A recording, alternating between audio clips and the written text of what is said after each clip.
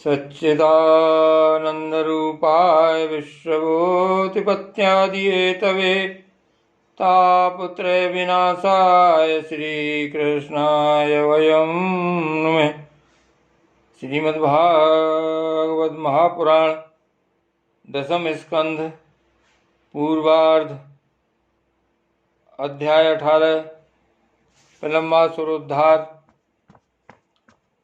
श्री सुखदेव जी कहते हैं, परीक्षित, अब आनंदित स्वजन संबंधियों से घिरे हुए एवं उनके मुख से अपनी कीर्ति का गान सुनते हुए श्री कृष्ण ने गोकुल मंडल गोष्ठ में प्रवेश किया। इस प्रकार अपनी योग माया से ग्वाल का सा वेश बनाकर राम और श्याम ब्रज में क्रीड़ा कर रहे थे।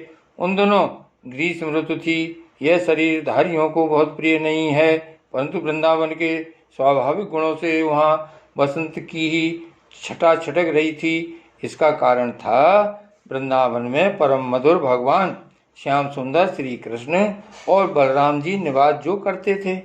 झींगरों की तीखी झंकार झरनों के मधुर झरझर में छिप गई थी। उन झरनों से सदा सर्वदा बहुत ठंडी जल की फुइयाँ उड़ा करती थीं, जिनसे वहाँ के वृक्षों की हरियाली देखते ही बनती थी।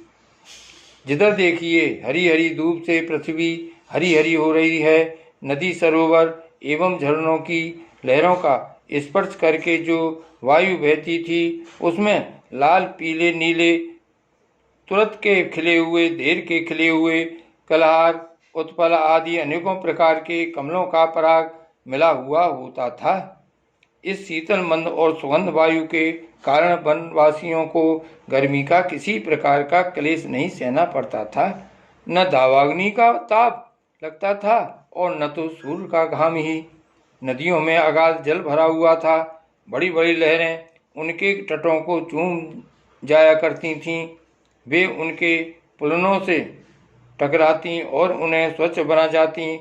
उनके कारण आसपास की भूमि गीली बनी रहती और सूर्य की अत्यंत उग्र तथा तीखी किरणें भी वहाँ की पृथ्वी और हरी भरी घास को नहीं सुखा सकती थीं। चारों ओर हरियाली छा रही थी। उस वन में वृक्षों की पात फूलों से लद रही थीं। जहाँ देखिए वहीं से सुंदरता फूटी पड़ती थी। कहीं रंग बिरंगे पक्षी चहक रहे हैं तो कहीं तरह तरह के हरिण चौकड़ी भर रहे हैं, कहीं मोर कूक रहे हैं तो कहीं भौरे गुंजार कर रहे हैं, कहीं कोयलें कूक रही हैं तो कहीं सारस अलग ही अपना आलाप छेड़े हुए हैं।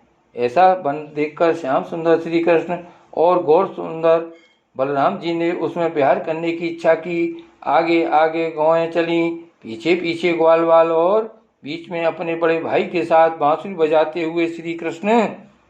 राम श्याम और ग्वाल वालों ने नव पल्लवों, मोर पंख के गुच्छों, सुंदर सुंदर पुष्पों के हारों और गेरू आदि रंगीन धातुओं से अपने को भांति भांति से सजा लिया। फिर कोई आनंद में मग्न होकर नाचने लगा तो कोई ताल ठोककर कुश्ती लड़ने लगा और किसी किसी ने राग अलापना शुरू कर दिया। जिस समय श्री कृष्ण नाचने लगते उस समय कुछ ग्वालवाल गाने लगते और कुछ बांसुरी तथा सींग बजाने लगते। कुछ हथेली से ही ताल देते तो कुछ वाह वाह करने लगते। परीक्षित, उस समय नट जैसे अपने नायक की प्रशंसा करते हैं, वैसे ही देवता लोग ग्वाल बालों का रूप धारण करके वहाँ आते और गोप जाति में जन्म लेकर छिपे हुए बलराम और श्री कृष्ण की स्तुति करने लगते। घुंघराली अलकों वाले श्याम और बलराम कभी एक दूसरे का हाथ पकड़कर कुम्हार के चाक की तरह चक्कर काटते, घुमरी परेता खेलते, कभी एक दूसरे से अधिक फांस जाने की इच्छा से कूदते, कुड़ी ढांकते, कभी कहीं होड़ लगाकर ढेले फेंकते तो कभी ताल ठोक ठोक कर रस्सा कसी करते। एक दल दूसरे दल के विपरीत रस्सी पकड़कर खींचता और कभी कहीं एक दूसरे से कुश्ती लड़ने लगते। कहीं एक दूसरे से कुश्ती लड़ते लड़ाते इस प्रकार तरह तरह के खेल खेलते। कहीं कहीं जब दूसरे ग्वाल वाल नाचने लगते तो श्री कृष्ण और बलराम जी गाते या बांसुरी सींग आदि बजाते और महाराज कभी कभी वे वाह वाह कहकर उनकी प्रशंसा भी करने लगते। कभी एक दूसरे पर बेल, जायफल या आंवले के फल हाथ में लेकर फेंकते, कभी एक दूसरे की आंख बंद करके छिप जाते और वह पीछे से ढूंढता। इस प्रकार आंख मिचौनी खेलते। कभी एक दूसरे को छूने के लिए बहुत दूर दूर तक दौड़ते रहते और कभी पशु पक्षियों की चेष्टाओं का अनुकरण करते। कहीं मेढकों की तरह फदक फदक कर चलते तो कभी मुंह बना बनाकर एक दूसरे की हंसी उड़ाते। कहीं रस्सियों से वृक्षों पर झूला डालकर झूलते तो कभी दो बालकों को खड़ा कराकर उनकी बाहों के बल पर ही लटकने लगते, कभी किसी राजा की नकल करने लगते। इस प्रकार राम और श्याम वृंदावन की नदी, पर्वत, घाटी, कुंज, वन और सरोवरों में वे सभी खेल खेलते जो साधारण बच्चे संसार में खेला करते हैं। एक दिन जब बलराम और श्री कृष्ण ग्वाल बालों के साथ उस वन में गौएं चरा रहे थे, तब ग्वाल के बीच में प्रलम्ब नाम का एक असुर आया। उसकी इच्छा थी कि मैं श्री कृष्ण और बलराम को हल ले जाऊं। भगवान श्री कृष्ण सर्वज्ञ हैं, वे उसे देखते ही पहचान गए। फिर भी उन्होंने उसका मित्रता का प्रस्ताव स्वीकार कर लिया। वे मन ही मन यह सोच रहे थे कि किस युक्ति से इसका वध करना चाहिए। ग्वाल बालों में सबसे बड़े खिलाड़ी, खेलों के आचार्य श्री कृष्ण ही थे। उन्होंने सब ग्वाल बालों को बुलाकर कहा, मेरे प्यारे मित्रों, आज हम लोग अपने को उचित रीति से दो दलों में बांट लें और फिर आनंद से खेलें। उस खेल में ग्वाल बालों ने बलराम और श्री कृष्ण को नायक बनाया। कुछ श्री कृष्ण के साथी बन गए और कुछ बलराम के। फिर उन लोगों ने तरह तरह से ऐसे बहुत से खेल खेले जिनमें एक दल के लोग दूसरे दल के लोगों को अपनी पीठ पर चढ़ाकर एक निर्दिष्ट स्थान पर ले जाते थे। जीतने वाला दल चढ़ता था और हारने वाला दल रोता था।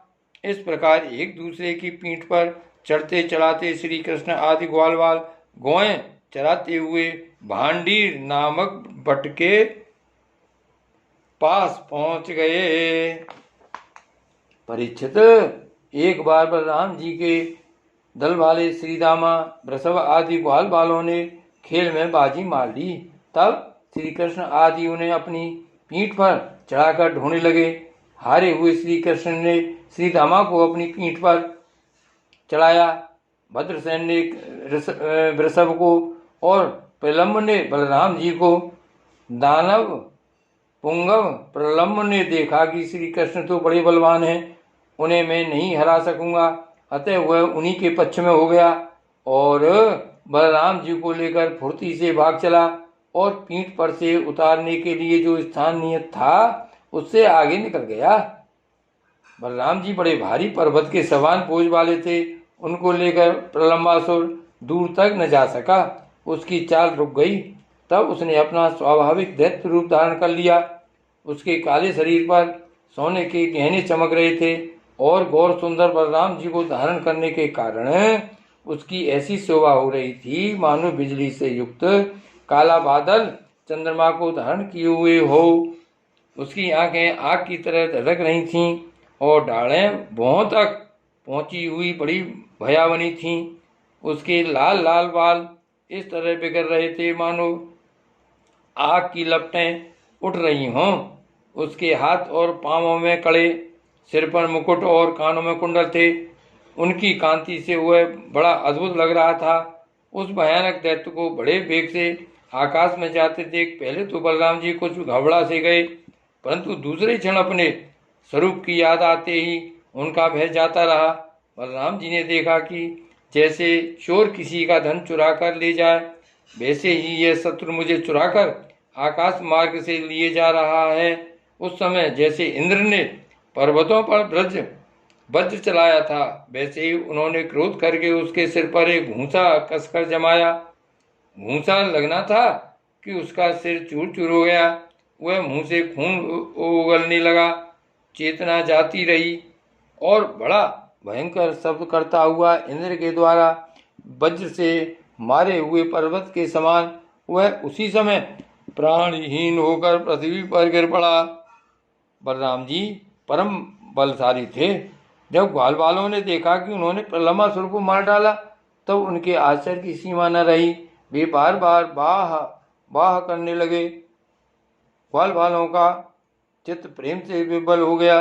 वे उनके लिए शुभ कामनाओं की वर्षा करने लगे और मानो मरकर लौट आए हों इस भाव से आलिंगन करके प्रशंसा करने लगे। वस्तुतः बलराम जी इसके योग्य ही थे। प्रलंबासुर मूर्तिमान पाप था। उसकी मृत्यु से देवताओं को बड़ा सुख मिला। वे बलराम जी पर फूल बरसाने लगे और बहुत अच्छा किया, बहुत अच्छा किया, इस प्रकार कहकर उनकी प्रशंसा करने लगे। श्री कृष्ण बलदेव की जय।